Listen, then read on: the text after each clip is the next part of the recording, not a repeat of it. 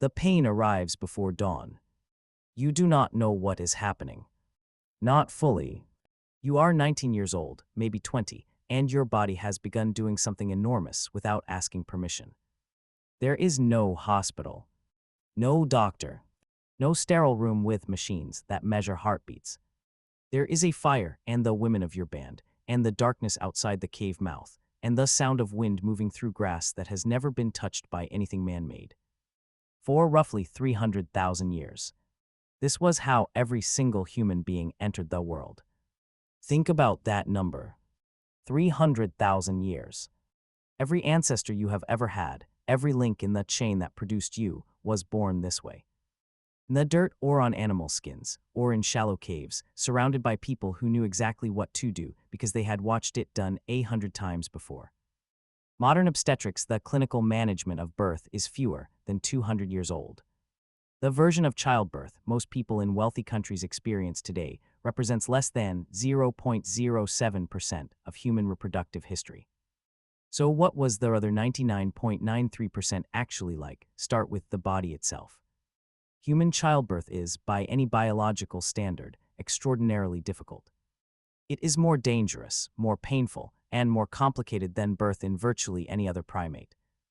A chimpanzee gives birth relatively quickly, with little external assistance, and the infant emerges facing forward, easy to guide out. Human infants emerge facing backward, which means the mother physically cannot guide the baby out herself. The infant's head, which is massive relative to the birth canal, must rotate inside the pelvis as it descends. This is not a flaw in our design. It is the direct consequence of two evolutionary pressures colliding. Our ancestors began walking upright somewhere between 5 and 7 million years ago. That restructured the pelvis. It narrowed the birth canal. At the same time, over millions of years, the human brain was growing rapidly, dramatically producing infants with skulls far larger than our nearest relatives. The result is what anthropologist Wenda Trevathan calls their obstetric dilemma. Walking upright demands a narrow pelvis. Big-brained offspring demand a wide one. Evolution never fully resolved this conflict. Instead, it arrived at a compromise: human infants are born early, still neurologically incomplete, with skulls that have not yet fully fused, giving them just enough flexibility to survive the passage. And it made human birth a cooperative event. Wenda Trevathan, whose work on the evolution of human birth spans decades, argues that assisted birth with a helper, a midwife, another pair of hands, is not a modern invention. It is ancient. It may be as old as our species. Because the infant emerges facing away from the mother. Someone positioned in front of her is better placed to guide it out safely. Trying to do it alone risks pulling the infant the wrong direction. That single anatomical fact may have driven one of the most persistent social behaviors in human history: women gathering to help other women give birth. So your 19-year-old ancestor was not alone. She was surrounded. Picture the scene that anthropologists and archaeologists have carefully reconstructed.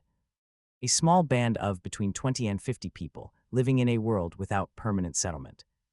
They move seasonally, following game, following water, following the rhythms of an environment that is alive in ways we have forgot to notice. When labor begins, the elder women of the group know what to do. There is no panic.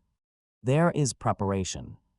Archaeologist April Noel and others who study the cognitive lives of prehistoric humans have noted that we often underestimate our ancestors. These were not stumbling, brutish creatures improvising in the dark. They were modern Homo sapiens with the same brain architecture you carry right now. They had language. They had accumulated knowledge passed across generations. They had what we would recognize as medical tradition, not writ down, but stored in bodies and voices, transmitted through watching and doing and remembering. The women likely chose a position that felt natural. Not the supine hospital position most people in the developed world associate with birth. Cross-cultural studies of traditional birth practices, including research by anthropologist Sheila Kitzinger, who documented birth customs across 60 cultures, consistently show that upright positions, squatting, kneeling, hands and knees, were the historical norm. Gravity assists. The pelvis opens slightly more. The process moves faster. They had tools too. Not surgical tools, but practical ones. Sharp stone flakes for cutting the umbilical cord. Animal sinew or plant fiber for tying it. Moss, soft bark, animal skin for cleaning the infant and keeping it warm. Ethnographic studies of hunter-gatherer groups that survived into the modern period, the San people of southern Africa, the Hadza of Tanzania, the Tiwi of northern Australia, show consistent patterns of birth preparation that almost certainly reflect behaviors stretching back tens of thousands of years. The pain was real. Do not romanticize it. Maternal mortality in prehistoric populations was significant. Estimates vary depending on the population studied and the methodology used, but paleoanthropologist John Hawkes and others working with ancient skeletal records and comparative data from pre-industrial societies suggest that somewhere between 1 and 3% of births in prehistoric populations ended in maternal death. That may sound small. It is not. When you reproduce across a lifetime of perhaps 5 to 8 pregnancies, the cumulative risk to any individual woman was substantial. And yet women survived. Generation after generation, across ice ages and droughts and migrations spanning continents, women gave birth and the species continued. Part of the reason is the structure of hunter-gatherer social life itself. In 2014, anthropologist Polly Wiesner published a landmark study of the Jahonsi people of the Kalahari, one of the most thoroughly documented hunter-gatherer groups in the world. Wiesner found that a significant portion of evening social time was spent in what she called firelight talk storytelling, the transmission of social knowledge, the maintenance of relationships across groups. This is the environment into which a newborn in the Paleolithic arrived. Not isolation. Not a nuclear family unit behind a closed door.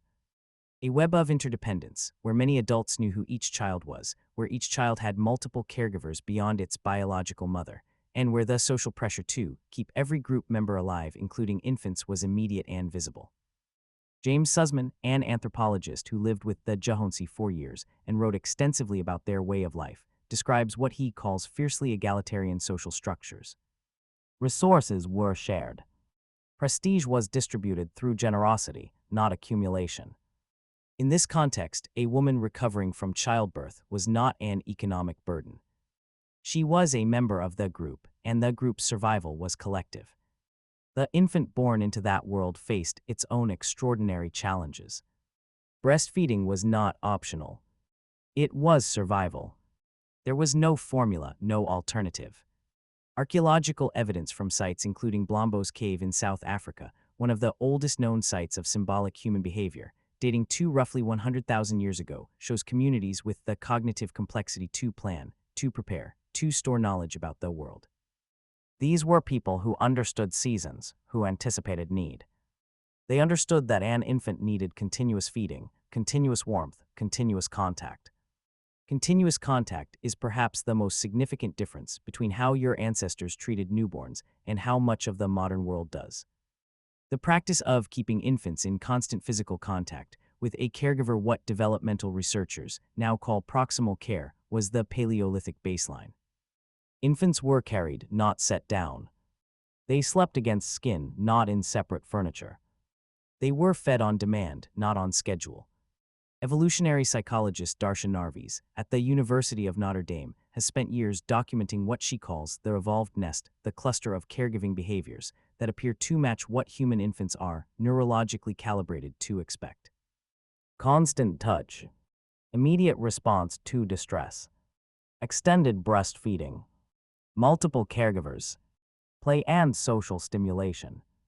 These are not modern parenting philosophies.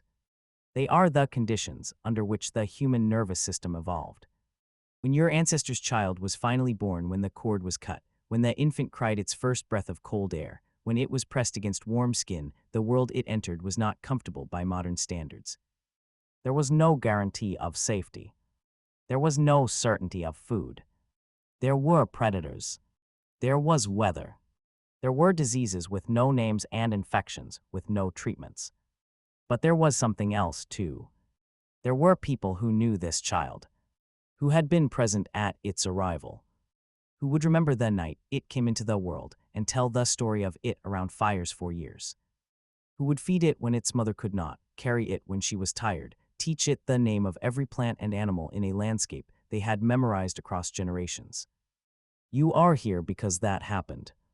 Not once but thousands of times, in an unbroken chain stretching back 300,000 years. The next time you hear a newborn cry, remember that sound is ancient. That cry has echoed across ice ages and savannas, and the insides of dark caves lit only by fire. Every adaptation that made it possible, the obstetric dilemma, the cooperative birth, the social web of caregivers, the fierce, stubborn drive to survive, every one of those things lives in you still. You wake up when your body is ready. So did you once. 300,000 years ago, in the hands of people who were, in every way that mattered. Exactly like the people who love you now.